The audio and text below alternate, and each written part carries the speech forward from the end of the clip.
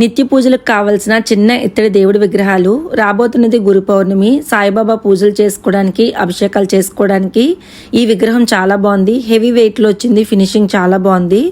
వరలక్ష్మి వ్రతాల్లోని అమ్మవారికి కుంకుమ పూజలు చేసుకోవడానికి, అభిషేకాలు చేసుకోవడానికి చిన్నది విగ్రహం చాలా బాగుంది. 2 ఇంచెస్లో వస్తుంది. హెవీ వెయిట్లో ఉంది. యాంటిక్ ఫినిష్లో ఉంది. గజలక్ష్మి అమ్మవారి దీపం ప్రతినిత్యం కూడా కొలుచుకోవడానికి ఈ విగ్రహం అయితే హెవీ వెయిట్లో వచ్చింది. ఆంజనేయ స్వామి విగ్రహం 3 ఇంచెస్లో అయితే చాలా బాగుంది. హెవీ వెయిట్లో ఉంది. యాంటిక్ ఫినిష్లో ఉంది.